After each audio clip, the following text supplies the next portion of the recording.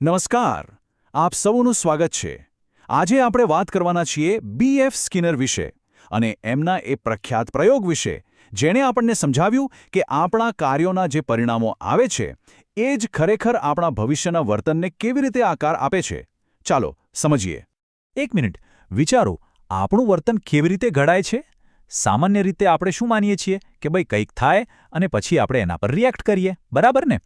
પણ શું વાત આટલી જ સીધી છે? શું દરેક વખતે આપણું વર્તન કોઈક બહારની ઘટનાની પ્રતિક્રિયા જ હોય છે? બીએફ સ્કિનરનું કહેવું હતું કે ના, વાત આનાથી ઘણી ઊંડી છે. અને અહીંયા જ સ્કિનરે આખી ગેમ બદલી નાખી. જો એમના પહેલાંના જે મનોવૈજ્ઞાનિકો હતા, જેમ કે પાવલોવ, એમનું શું માનવું હતું? એમનું મોડેલ હતું SR, એટલે કે સ્ટિમ્યુલસ પછી રિસ્પોન્સ, ઉદ્દીપક પછી પ્રતિક્રિયા. સિમ્પલ ભાષામાં, ઘંટડી વાગી અને પછી કૂતરાના મોંમાં લાળ આવી. પણ સ્કિનરે કહ્યું, એક મિનિટ, આ ક્રમ ખોટો છે. એમણે આખું સમીકરણ ઊંધું કરી નાખ્યું. એમણે કહ્યું, પહેલાં આવે છે R, એટલે કે રિસ્પોન્સ, પ્રતિક્રિયા, અને પછી આવે છે S, એટલે કે પરિણામ. એટલે કે પ્રાણી પહેલાં કંઈક કરે છે અને એ કર્યા પછી જે પરિણામ મળે છે ને, એ નક્કી કરે છે કે એ વર્તન ભવિષ્યમાં ફરી થશે કે નહીં. આને કહેવાય RS મોડેલ.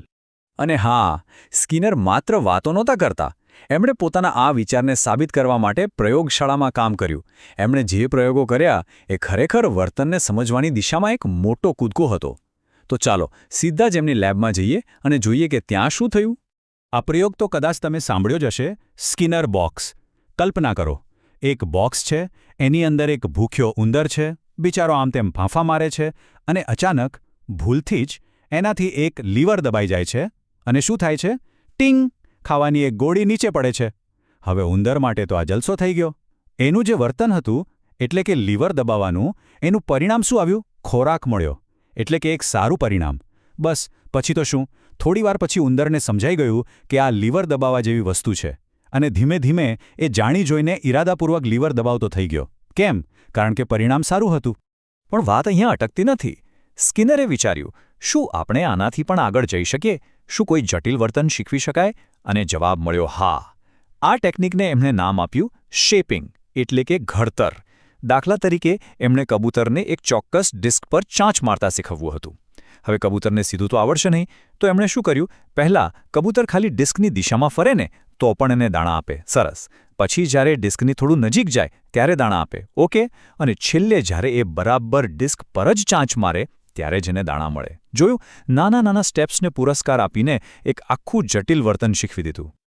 તો આ બધા પ્રયોગો પરથી સ્કિનરે આપણને વર્તન બદલવા માટેનું એક આખું ટૂલકિટ આપ્યું. એમાં 4 મુખ્ય સાધનો છે.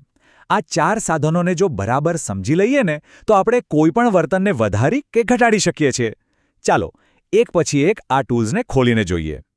ટૂલકિટમાં પહેલું અને સૌથી શક્તિશાળી સાધન છે પ્રબલન, એટલે કે રિઇન્ફોર્સમેન્ટ. આનું કામ શું છે? બસ એક જ કામ. કોઈ પણ વર્તનને મજબૂત બનાવવું, એને વધારવું. યાદ રાખજો, પ્રબલન એટલે વર્તન વધારવું. બસ આટલું જ. પ્રબલનના 2 પ્રકાર છે. પહેલું છે હકારાત્મક પ્રબલન. હકારાત્મક એટલે કે કંઈક ઉમેરવું. શું ઉમેરવું? કંઈક સારું, કંઈક ગમતું. દાખલા તરીકે એક સ્ટુડન્ટે હોમવર્ક પૂરું કર્યું. એ એનું વર્તન હતું. એના પછી શિક્ષકે એને એક સ્ટાર આપ્યો. આ સ્ટાર શું છે? એ એક ગમતી વસ્તુ છે જે ઉમેરવામાં આવી. પરિણામ? એ સ્ટુડન્ટ ભવિષ્યમાં હોમવર્ક કરશે એની શક્યતા વધી ગઈ. હવે આવે છે નકારાત્મક પ્રબલન, અને અહીંયા મોટાભાગના લોકો ગૂંચવાઈ જાય છે. નકારાત્મક શબ્દ સાંભળીને લાગે કે આ કંઈક ખરાબ હશે, પણ ના. અહીં નકારાત્મકનો અર્થ છે દૂર કરવું, કાઢી નાખવું. શું દૂર કરવું? કોઈક અણગમતી વસ્તુને. દાખલા તરીકે આપણને માથું દુખે છે. એ અણગમતી સ્થિતિ છે, બરાબર? હવે એ દુખાવો દૂર કરવા માટે આપણે શું કરીએ છીએ? દવા લઈએ છીએ. તો દવા લેવાનું જે વર્તન છે એ શું કરે છે? એ માથાના દુખાવાને દૂર કરે છે. પરિણામે આપણું દવા લેવાનું વર્તન મજબૂત થાય છે. એટલે કે વર્તન તો વધ્યું જ. ઓકે, તો ટૂલકિટનું પહેલું સાધન હતું પ્રબલન, જે વર્તન વધારે છે. હવે બીજું સાધન છે એનાથી એકદમ ઉલટું, સજા, એટલે કે પનિશમેન્ટ. આનું કામ શું? કોઈપણ વર્તનને નબળું પાડવું, એને ઘટાડવું. બસ. સજાના પણ 2 પ્રકાર. પહેલું છે હકારાત્મક સજા. ફરીથી હકારાત્મક એટલે કંઈક ઉમેરવું. પણ આ વખતે શું ઉમેરાય છે? કોઈ અણગમતી વસ્તુ. જેમ કે કોઈ સ્ટુડન્ટ ક્લાસમાં મસ્તી કરે છે, શિક્ષક એને ઠપકો આપે છે, તો આ ઠપકો શું છે? એક અણગમતી વસ્તુ છે જે એના વર્તન પછી ઉમેરવામાં આવી. પરિણામ? ભવિષ્યમાં એ સ્ટુડન્ટ મસ્તી કરવાનું ઘટાડી દેશે. અને ટૂલકિટનું છેલ્લું સાધન નકારાત્મક સજા. અહીં પણ નકારાત્મકનો અર્થ છે દૂર કરવું કે લઈ લેવું. પણ શું લઈ લેવું? કોઈક ગમતી વસ્તુ. કોઈ સ્ટુડન્ટ ક્લાસમાં તોફાન કરે છે. શિક્ષક કહે છે, આજે તને રિસેસમાં રમવા નહીં મળે. અહીં શું થયું? રિસેસમાં રમવાનો જે આનંદ હતો, જે ગમતી વસ્તુ હતી, એને લઈ લેવામાં આવી. પરિણામ? એ સ્ટુડન્ટ ભવિષ્યમાં તોફાન કરતા પહેલા 2 વાર વિચારશે. વર્તન ઘટી ગયું. તો આ ચારેય વસ્તુઓને એક સાથે યાદ રાખવા માટે આ ટેબલ પરફેક્ટ છે. ચાલો એકદમ સરળ રીતે સમજી લઈએ. આપણો હેતુ વર્તન વધારવાનો છે, તો આપણી પાસે 2 રસ્તા છે. કાં તો કંઈક સારું આપો, એ છે હકારાત્મક પ્રબલન, અથવા તો કંઈક ખરાબ લઈ લો, એ છે નકારાત્મક પ્રબલન. હવે જો આપણો હેતુ વર્તન ઘટાડવાનો હોય તો પણ 2 રસ્તા છે. કાં તો કંઈક ખરાબ આપો, જેમ કે ઠપકો, એ છે હકારાત્મક સજા, અથવા કંઈક સારું લઈ લો, જેમ કે રમવાનો સમય, એ છે નકારાત્મક સજા. બસ આટલું સિમ્પલ છે. હવે આ બધી વાતો ખાલી ઉંદર અને કબૂતર પરના પ્રયોગો પૂરતી નથી.